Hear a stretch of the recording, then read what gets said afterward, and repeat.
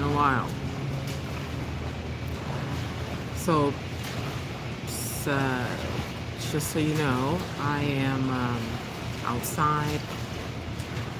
I'm at my health club. There's a pool here, just to give you a quick look.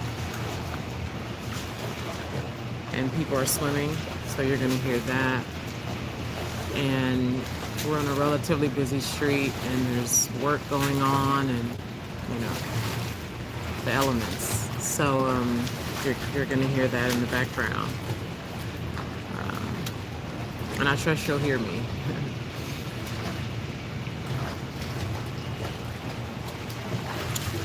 So first I want to say thank you.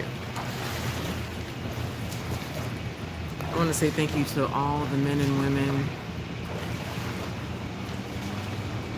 before us, men and women alive now, who will come later. I'd like to thank myself, the people who have influenced me, both negatively and positively. And I thank the Almighty. And I thank you. For the creation of what is. So, the title of this video is The Final Frontier. And really, that's the shortened version. The full version is the first and final frontier of life. Life is a hard game. And I have some notes here. We'll see how many of them come through. And I have a book I'll be referencing. Before I get into that, though, I like to take care of myself.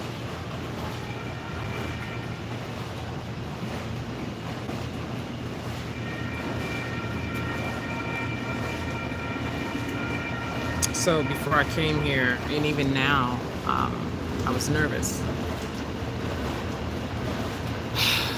And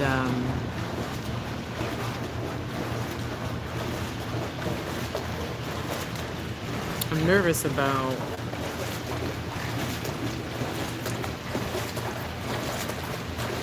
just really being there publicly and allowing that.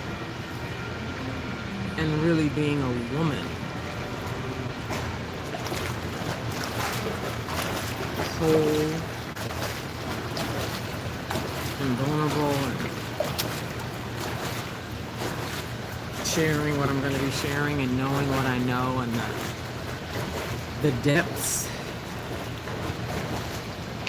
of the feminine and that interacting with the bleeding wounds of humanity and repressed selves.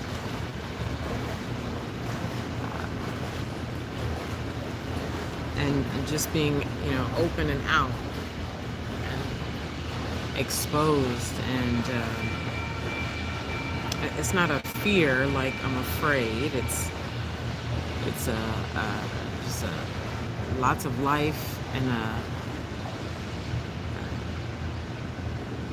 speed, just a speed of energy and heightened awareness. And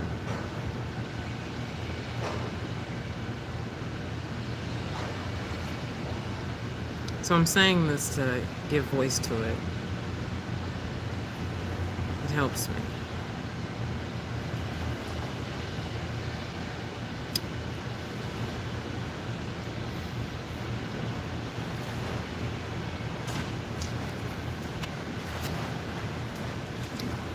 I feel like I want to say I'm sorry. I'm sorry for all the hurt.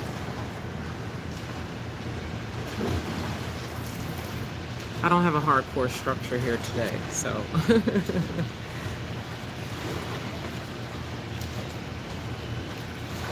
sorry for all the hurt in the world.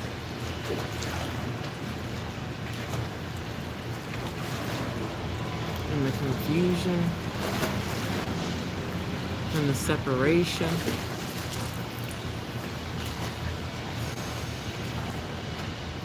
And then everything that happens as a consequence of that.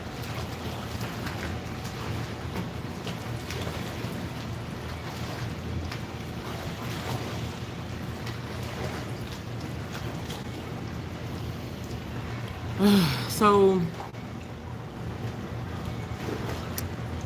the legal name of my company that I legalized and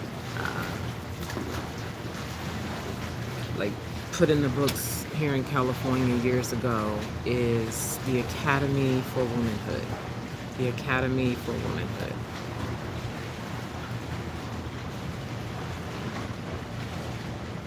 The reason why I named my company the Academy for Womanhood is because up until that point, and even still now, I saw in myself and in all the women I had worked with, women in my family, looking out at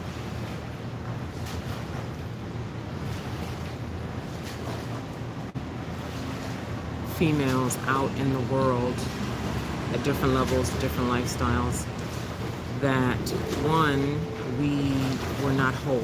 We weren't being women. We have children, give birth to children, care as best as we know how our children. We are wives and other roles that are meant for women, and yet we are not women. And I'd seen in myself that I have the capability to produce children, and that doesn't mean I'm a woman. It means I use my bodily functions to create another human being. I could be a wife and not have the faculties, developed faculties that actually makes me a valuable wife. I can have the title of wife without being a woman. And I could perform these roles that are assigned to me biologically without being a woman. And when I instituted my company, I knew that and I saw that. And the intent of the company was to help females become women. And what I didn't know at the time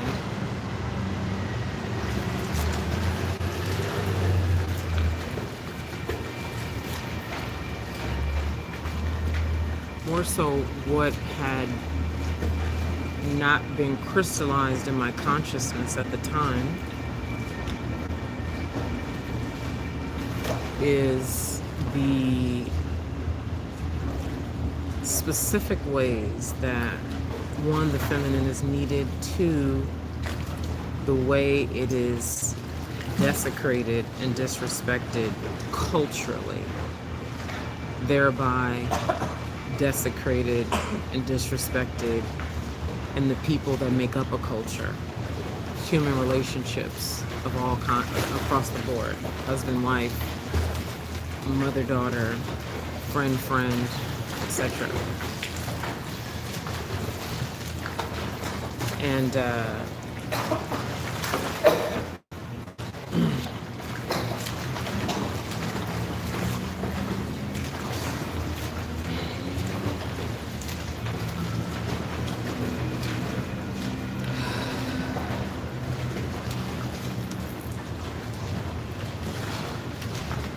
I'm so grateful.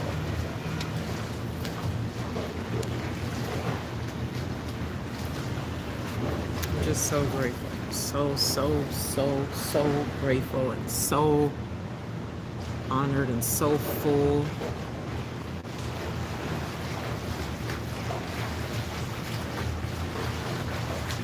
What's very important,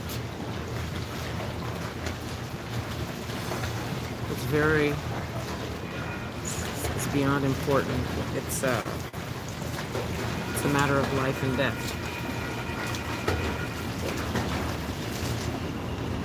for humans.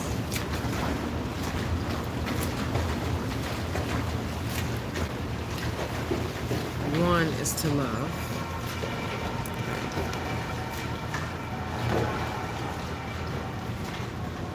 and to restore what only the feminine can restore. To restore what only the feminine can restore. So, I'd like to share this book with you, and then we're gonna flow here. Okay, so here's a book. This is a book that has been, you ever read a book that it calls you when you're not reading it? And I so want everybody who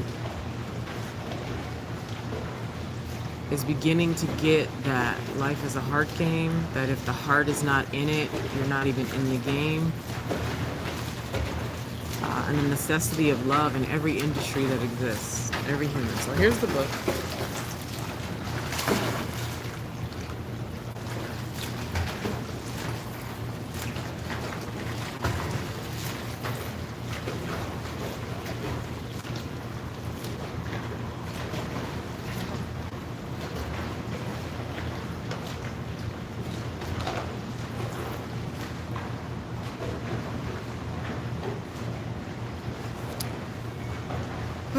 The authors are a husband and wife duo. They are Jungian analysts. And I'd like to read something from you. I have been highlighting and marking in this book so much, and I read it deeply, and it really grabs and holds, and it's just so rich and deep. So I'm reading page 84, and you would have to read the beginning of the book. One of the key premises of the book is using the myth of Medusa for us to understand the way the feminine is disrespected quite normally, diminished and disrespected, like universally, culturally, okay? And so I'm going to read a bit, and it may seem out of context because you haven't read, but once you read the rest of the book, it'll make sense. So page 84, paragraph titled, "The Moment of Impact." I'm sure that you will remember that Medusa did not start out as an ugly monster or as an immortal. She had grown into a beautiful woman who unfortunately caught the eye of the great sea god Poseidon, the brother of Zeus. Poseidon raped her in the temple of the goddess Athena. This act of desecration enraged Athena, who, as we have seen, was identified with the patriarchal gods and who was jealous of Medusa's beauty. How quick we are to be like Athena and identify with values that are active, productive, dynamic, sports-oriented, achievement-oriented. Then, like Athena, who, by the way, I'll just give a little bit of context here. Athena is in cahoots with the patriarchy. She basically was an extension out of her father's head. Her father actually tried to hide the mother because he was an oracle of sorts told him that he would create a child that would become bigger than him, and so in his attempt to disallow that, he took the mother and tried to keep her close and control her, and as a result, Athena just sprung from his head. Okay, now keep in mind this is all archetypical, okay, and this is to help us understand what's ruminating in the repressed unconscious psyche of humans. And if we're not going into the unconscious, you're not in the room, sweetheart. So I'll say more to bring some shape to what's so important for those of us who are on the leading edge of life, who are true pioneers, devoted to one, the energy of one, devoted to love, devoted to all. So I'll say again, how quick we are to be like Athena. who is the child of Zeus, right? Sprung from his head, in cahoots with the patriarchy. So how quick we are to be like Athena and identify with values that are active, productive, dynamic, sports-oriented, achievement-oriented, practical, clear, structured, and linear. Then, like Athena, we become both angry at and envious of the different and impractical values of slowness, waiting, stillness, contemplating, yielding, receiving, the hidden, the secret, and the absorbing. These are the values and nurturance, the beauty of the feminine in human life.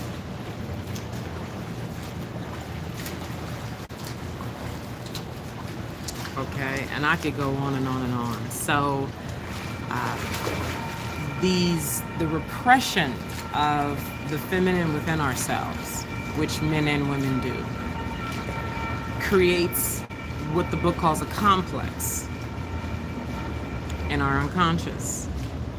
And so I have a paragraph here I like to read, and then I'll put the book down. When we have such a dominant complex in our unconscious, it controls our lives. No matter what we tell ourselves, no matter how aggressive, in control, or even positive we appear, we are unable to make real choices about our lives until we have healed and transformed this complex. Until we have begun that process, which, by the way, it's the death mother complex, which you'll read more about when you read the book. Until we have begun that process, the major themes, choices, and actions in our lives will be driven either by the complex, which includes our unhealed woundedness, or by our reaction to it. So, and the book title and authors are in the description of this video. So, another thing I forgot to mention is I encourage you to subscribe to this channel because I am allowing myself to be so feminine henceforth, and allowing slowness, and allowing inspiration, and allowing softness, and allowing myself to come here when I come here, okay? And I feel really good about it. I feel good about being live here by the water. And what I'd like to do is I'd like to read this book together. That's what I'd like to do. And I'd like us to discuss the book. I'd like us to heal.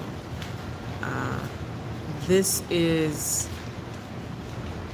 the final frontier. Like, I feel like it's not even just a feeling. I just know. It's just, and I don't say just a feeling to reduce it. It's not that. It's in the back of the book. It talks about. It uses the word ageless knowing. Where did I see that? It says it somewhere in the back of the book about ageless knowing, and we have this, and there's so much space that's required for you to tap into what you know, man or woman, just space. And what the environment that cracked me open for being here with you today is being in the mountains in Italy, which, if you don't know, I was in the mountains of Italy earlier this year, and I was heartbroken. Multitude of emotions, and I had space. Okay, the mountains were like up, elevated. It was, the air was clearer. It was so quiet. It just, like, the environment was so ripe for death and rebirth, which is what life is all about. Death and rebirth, death and rebirth, death and rebirth, death and rebirth. And being splayed open in the way that I was splayed open it's always a gift when we can see, the gift of it. And my devotion has always quietly been, please use me, let's go, I'm open, I'm available. And under all of this is love, period. Like, when I say this, under all this, I mean the way humans hurt each other, the way we're afraid of each other, the way we run from each other, ourselves, starting with ourselves. We run from ourselves, the way the sophisticated ways that we deny ourselves, repress what is true, omit, lie. Okay, and there's such great reason for it. It's valid, it's totally valid, it's completely valid. And what it takes, which was like the core intent of the Academy for Womanhood, what it takes for a woman to become a woman, because what I have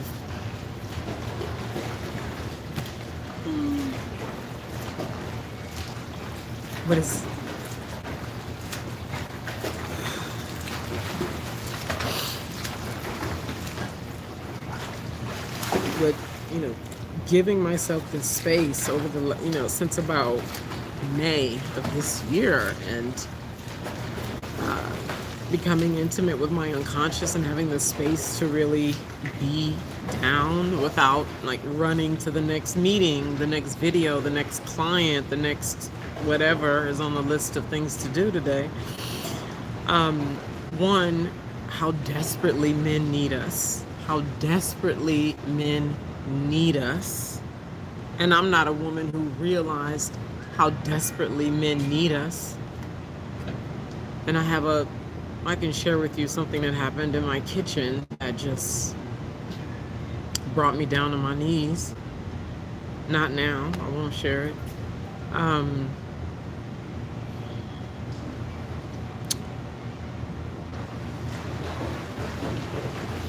How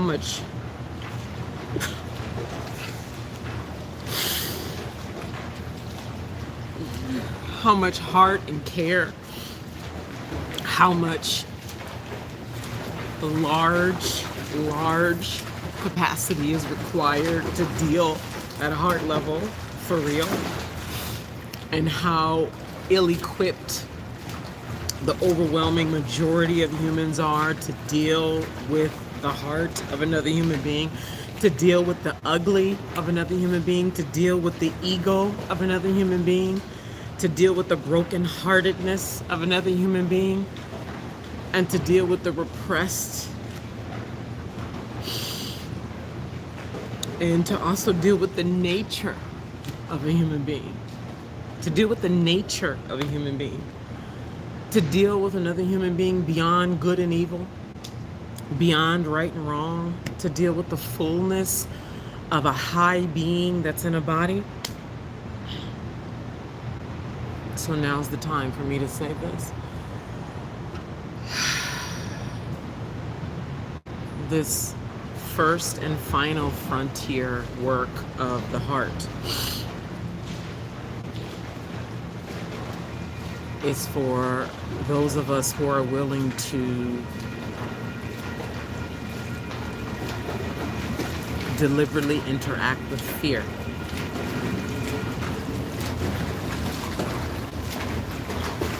Those of us who are willing to live uncomfortably.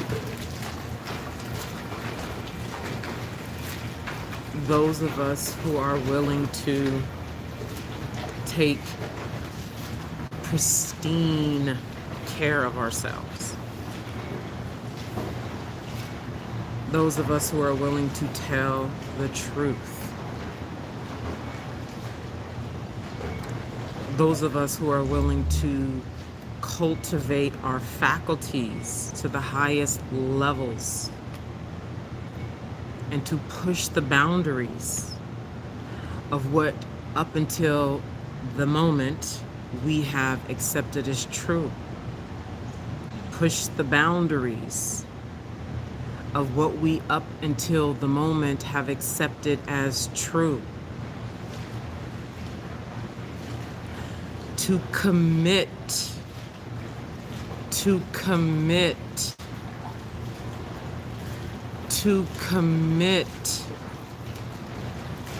relationships that tear us apart and lift us up.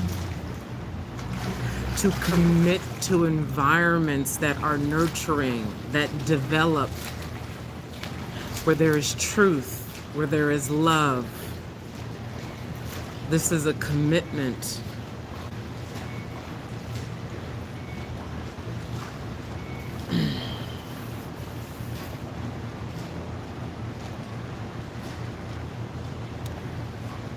So,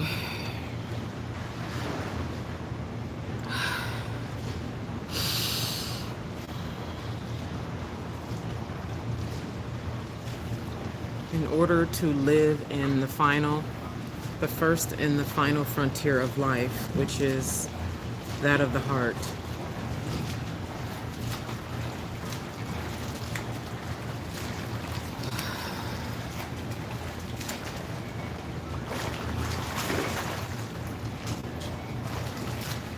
it's important that we are willing to and able to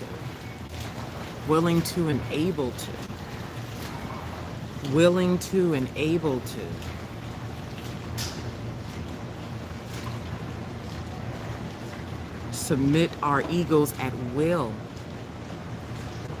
Okay?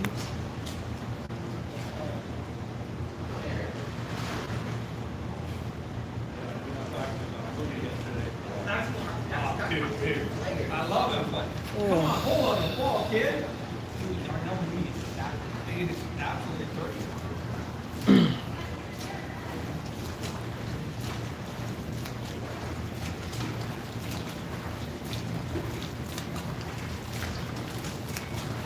And to be willing to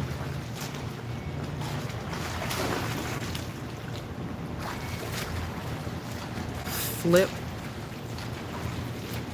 the way we look at life. Flip it. Flip.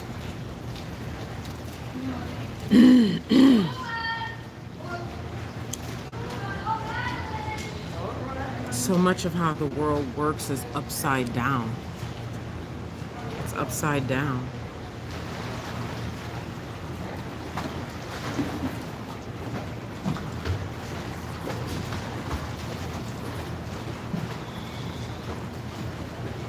There's upside down, there's hooks, there's lots of hooks.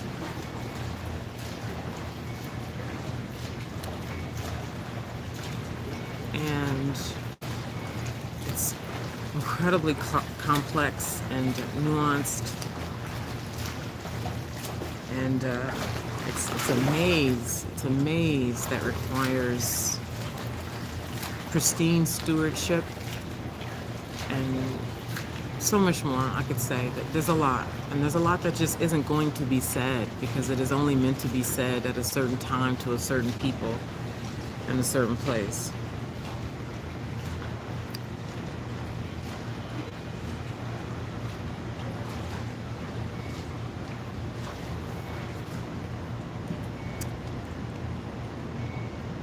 You are powerful beyond measure.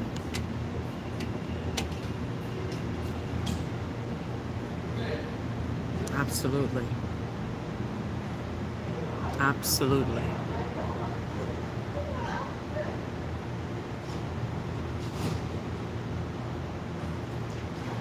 And to those of you who have it in your hearts,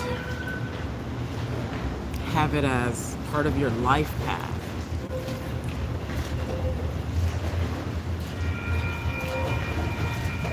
to submit yourself, your whole self, to the work of the heart, to the work of connecting with your right people, to doing specifically what you came to do. My devotion is to you.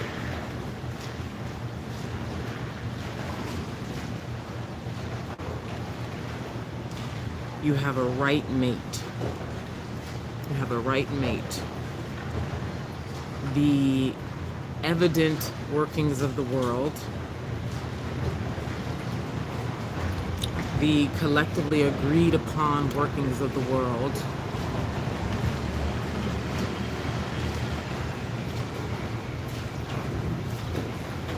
are rightly in conflict with the workings required to connect with your right mate. Ooh.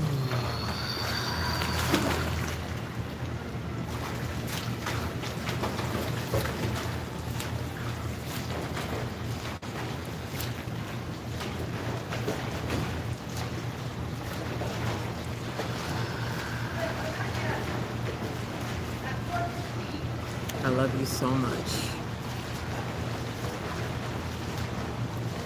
I love God. I love me. I really resented being in a body for a long time. Even earlier this year, there was a part of me that was still resenting being in a body. I resented that I could know and I could see possibilities and like this vast, large power, and seeing who I am and who others are, and just so deeply, deeply frustrated that how could colossal beings not see? I was angry at the black men who I could see are these grand giants who are not performing the way I think they should perform. And how are they not seeing? Like, how are they moving like this? What the fuck is going on here? And that's why darkness is your gift. Brokenheartedness is your gift. I'd like to thank the man who will remain nameless for his own anonymity, who was able to capture. There was the coming together where he captured my attention.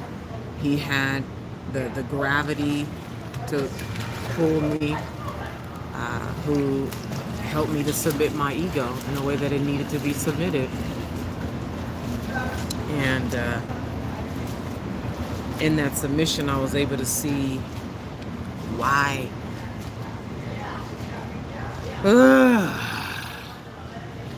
so many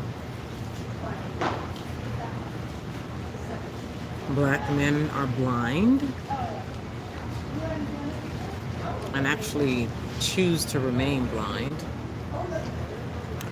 choose, even with great awareness, choose to just refuse to really step into giant energy, live giant energy, the energy that we, the women, are here to nurture. Okay? And seeing very clearly why women are behaving the way we're behaving.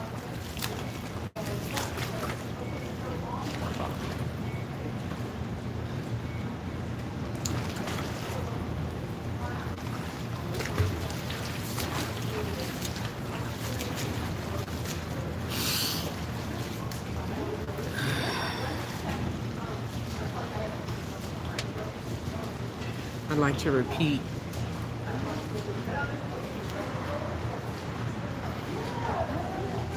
men need us more than we know. Most of us know, because some of us do. Men need us more than we know. They are incredibly sensitive, more than we know.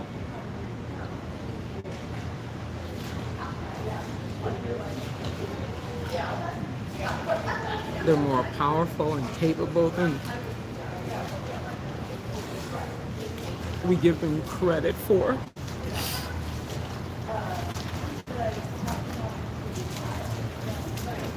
And we ain't going nowhere without them.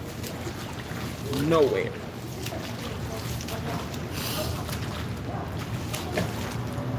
We can make all the money as we're doing. We making hella money.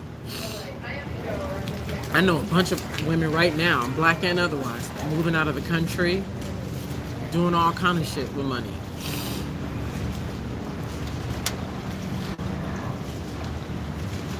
Good, okay. I actually think it's very important for women to develop the faculties that learning how to make money requires you develop. That's my greatest appreciation, because I know what developed in me, developing the inner faculties. And it's one of the ways that it's socially acceptable to develop a respect for the masculine faculty that is required in making money. Now, it's not sustainable. It doesn't bring the deepest fulfillment, and yet there is a value to it. And still,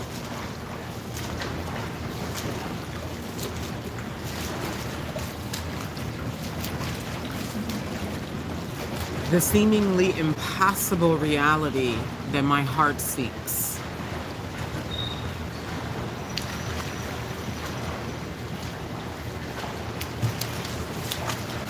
The seemingly impossible reality that my heart seeks. Heaven on earth. Which, by the way, I feel like I'm living in now. That's me. My heart desires to see that abundantly among people, all people, frankly. And when necessary, melanated people. First, here's why.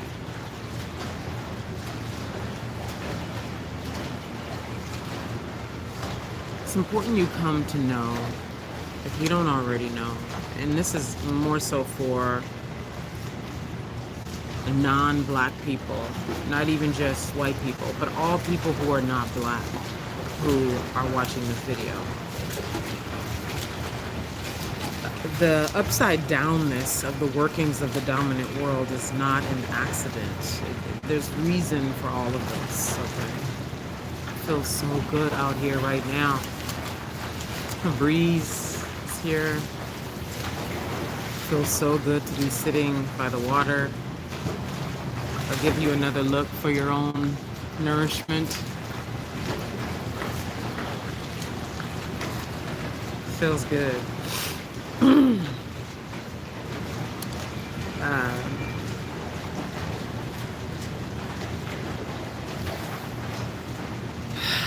The world needs black people, and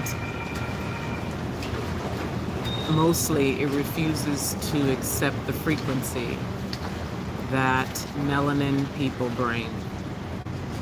Darker pigmented folk, darker hued folk, it refuses, and there is a consequence for that. There's that has to be paid for.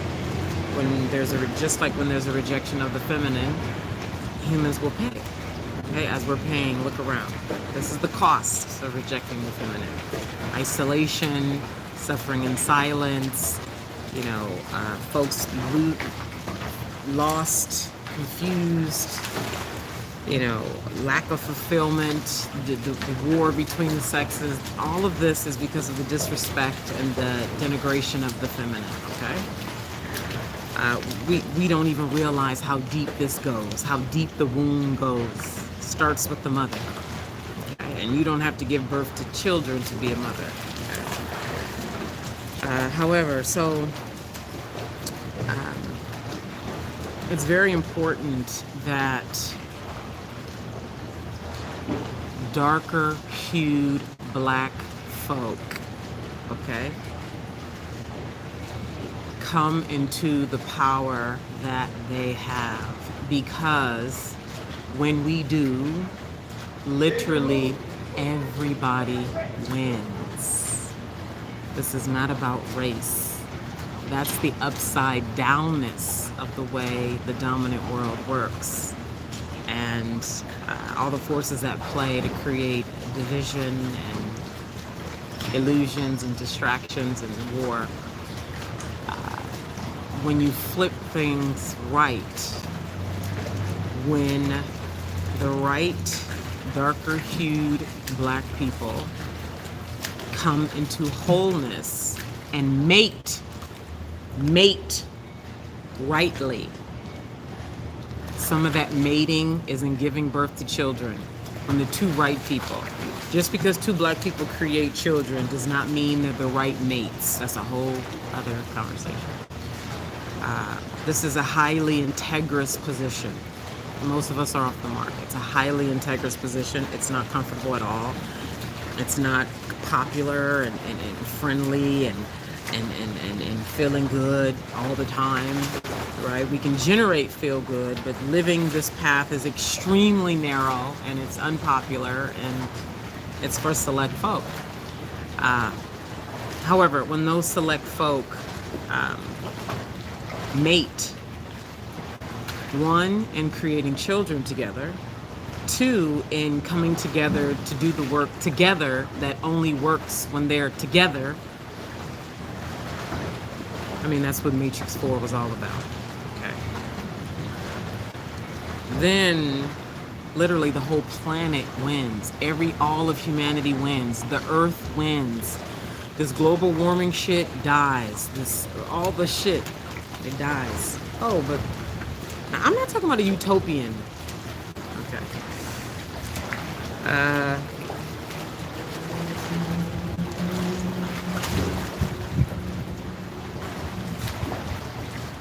I'm feeling myself ready to close.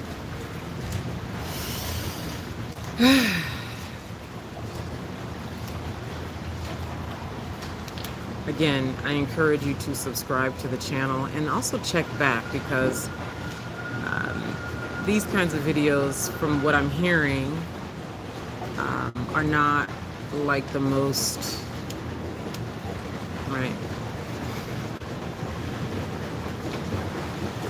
So I'd like you to share this with particular darker hued black folk or hued folk, okay? Meaning black, period, who are the particular folk who, you know who I'm talking about. Because I'm gonna be back when I'm back. And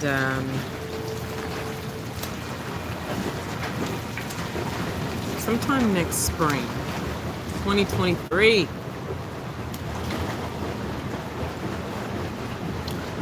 I'd like to come together physically. Us hued folk who are select and willing to confront fear, willing to be uncomfortable with each other, willing to start trusting, willing to start submitting to the feminine, willing to make it a priority to deal in the unconscious. If you're not dealing in the unconscious, we cannot play, we cannot interact, because all of you is not in the room. All of you is not there. The unconscious makes up a whopping 90%-ish of your behavior. Carl Jung talked about this, the inner anima in a man, the inner animus in a woman.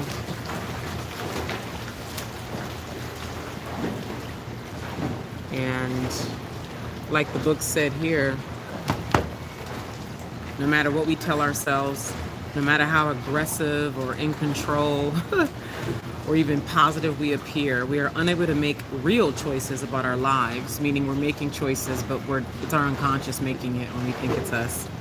We're unable to make real choices about our lives until we have healed and transformed the complex that we have that causes us to reject the feminine in ourselves, which is what all of us are doing.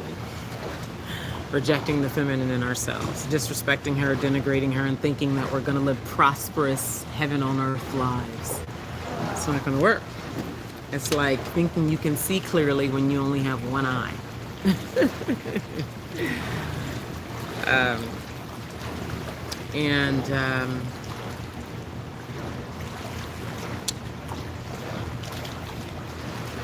It takes a hell of a woman and a hell of a man to do the work that it takes to become whole. It takes a hell of a woman. It takes a hell of a man. When you start engaging in practices in life where you have these strong emotions. Thank you for the likes. There's 3 likes, thank you. Where you have strong emotion around something that you feel very right around.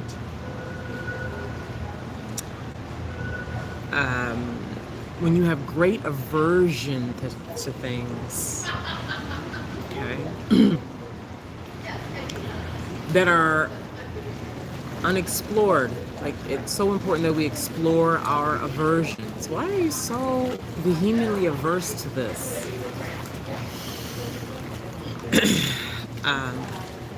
And really get intimate with our unconscious selves.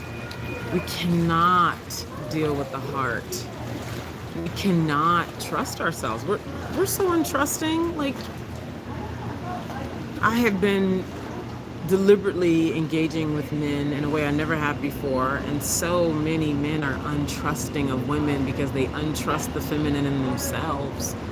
So many men were not loved by their mothers, so many, and they're looking for a mother in the women that they're dating. They're looking for a mother in their wives, but they're doing it unconsciously. But when you sit with a man with an open heart, seeking to understand, it reveals itself to you. You can see it very clearly. And I actually started to see this with the men that I would go out on dates with over the last, say, 2 years, and I would see it, and then he'd say something like, yeah, my mother died when I was 8. Or this guy, you know, the one who I told you was instrumental in helping me submit my ego in a way that was necessary. I just felt like he was looking for a mother in me. But he didn't say that. It was just his behavior and the way he was moving and interacting with me. And I said to him, if you're looking for a mother, it's okay to say that. And he said, yeah, I'm looking for a woman to be my wife and my mother. I mean, what a vulnerable, real thing to say. But he only said that because I gave the permission. Men need so much permission from us, but they're not going to say that. So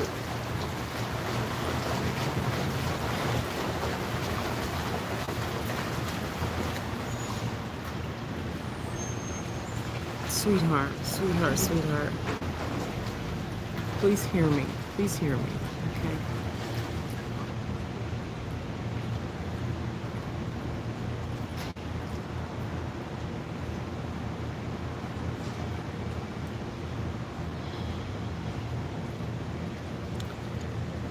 When you allow yourself to be soft within yourself, okay?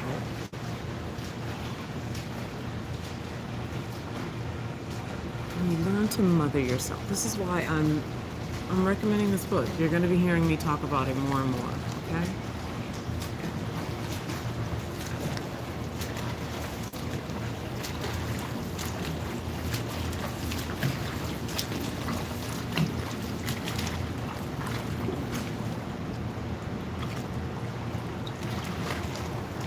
And the details are in the description of this video. The author and the title is in the description if you want to go buy it, which I highly, highly, highly recommend. Okay? And as it says here, embodying the values of slowness with yourself, waiting, stillness, contemplating, yielding, receiving, the hidden, the secret, the absorbing, and I'm adding the softness. Softness. Compassion. And giving yourself this space in whatever way that works for you. When you have space where you're not rushing off to the next thing on your to-do list. You're not rushing off to whatever, your day or whatever. And I think this book will help you foster the importance of it. Because sometimes it's like needing help to make it important.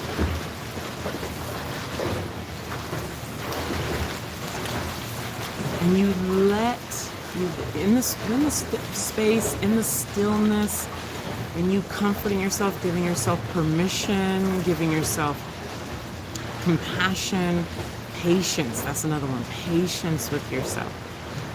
Like allowing things to be without making meaning, without rushing to something, without looking for food or social media or something else to fill up the space. And you just let it be, and you look at what comes up in you, and then you mother what comes up in you.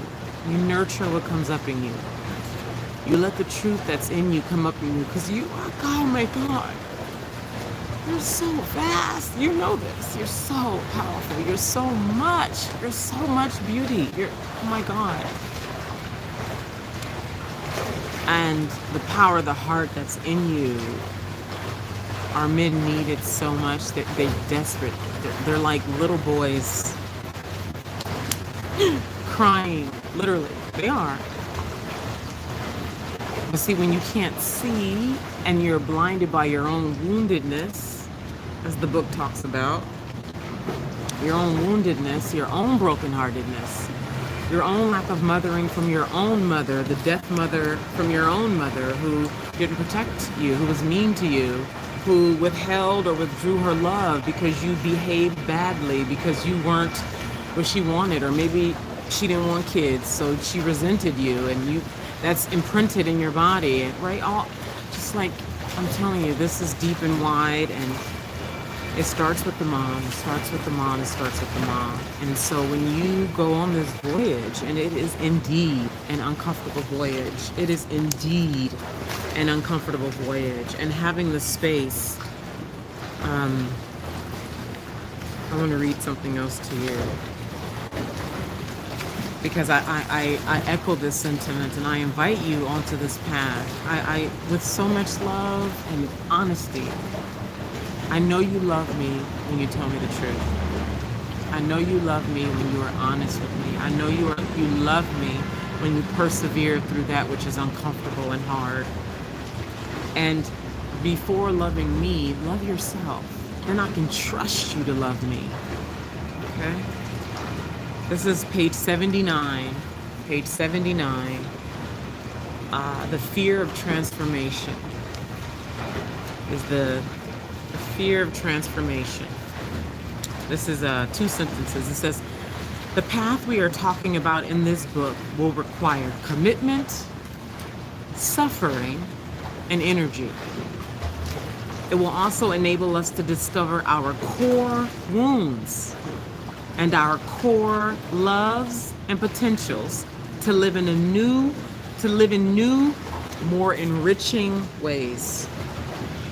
The path we are talking about in this book will require commitment, suffering, and energy, so we can live in new, vital, loving ways. Okay? So I'm inviting you onto this path with me. And yes, there will be an offer soon. To agree, I'm looking for a marriage here. I'm looking for marriage. Not the typical marriage that's going on today.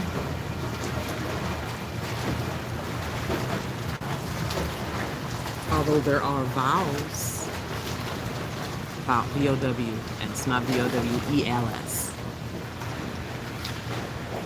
I'm looking for a marriage, and that marriage is between the wounded you and the whole you. That's what I'm looking for. I'm looking for your commitment to yourself. You can't commit to me and a vision and the community and a group if you're not committed to yourself, your own wholeness. When you tell the truth there, when you live in discomfort there, when you persevere, when you want to abandon ship there, when you can sit with me and let your voice tremble and want to run and hide, and still you stay and you say what you need to say, you feel what you need to feel, you do what you need to do, then I and everybody else can trust you to commit to the grander vision, to the community, to the village, to the larger thing. And again, because I know repetition helps, the path requires commitment, suffering, and energy. And if you have made it this far in the video, you have what it takes. If this is speaking to you in all the ways, right, this is for you. The iterations of yourself have been necessary.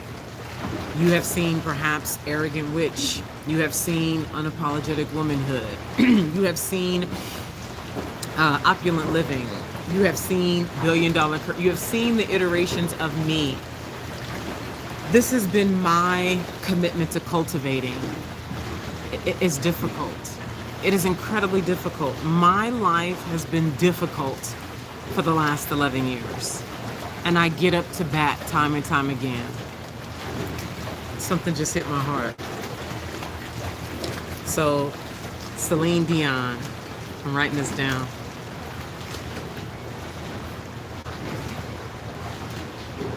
And I'm gonna end on this. This is perfect. I've been listening to so many love songs. Oh, come on. Listen.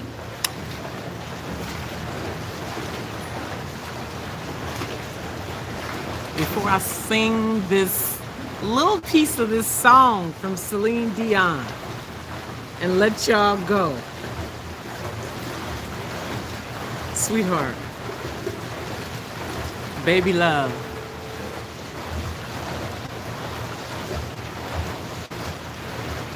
I invite you, please, let yourself get dirty. Let yourself be ugly. Let yourself, see, the deeper archetypal, which this book talks about, it just does a glorious, glorious job, my God. And all the ways that our relationships are, first of all, our relationship with ourselves, the relationship with the people in our lives, namely our mothers, and then everybody that comes after her, men and women, and society at large, because then individually we create a collective, a culture, right? And all of us are living repressed. All of us. That's why we get triggered. You think you're good, you think you're positive, and then boom, something happens and triggers you, you know? And it's okay. It's okay. Like, trigger is not bad, right? It's like evidence that you felt something and you're having a reaction to the thing. Like, everything has a place. And so I share with you what I shared with a client a couple weeks ago. You cannot become pure without being dirty. You don't even know pureness without getting dirty. So everything in you that you feel makes you poison. Everything in you that you feel makes you unloving, unworthy, dirty, not good enough, disrespected, unprotected, ignored. Everything that you feel makes you just radically unqualified. Yeah. Let yourself live that out. And I know a lot of us don't have, like, it's so hard. We don't have the relationships that allow us to cultivate ourselves. We end up in relationships with people that basically send us messages to perform one role or two roles, and anything outside of that is a problem. And I'll talk about that in the future. But I invite you to let yourself get dirty. Be messy. Let your voice shake. Not know. Take your time. Don't have answers. Don't make sense. Don't be in a hurry to get clarity. Let yourself contemplate. Be patient with yourself. Mother yourself.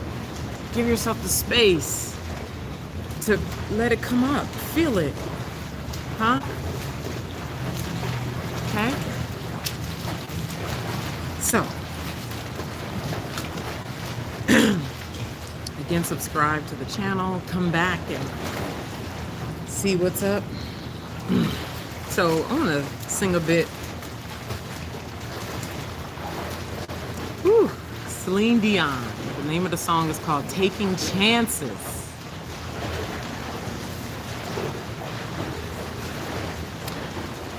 And I like to share this because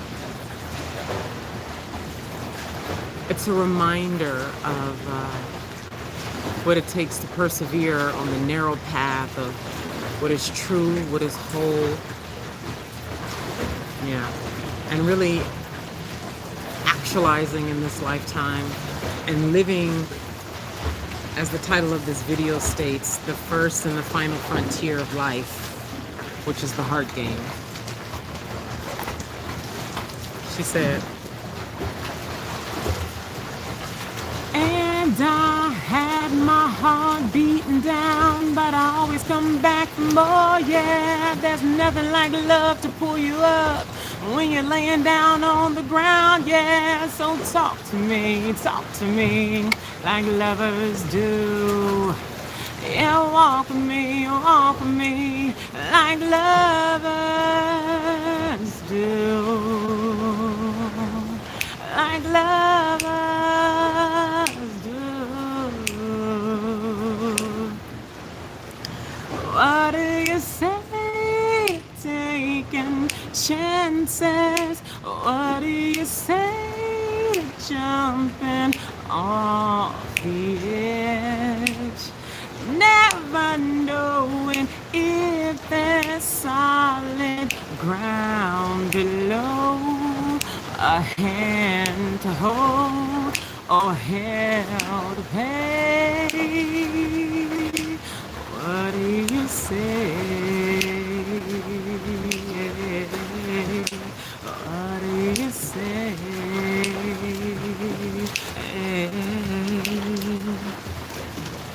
Don't know much about your past, and I don't know much about your world.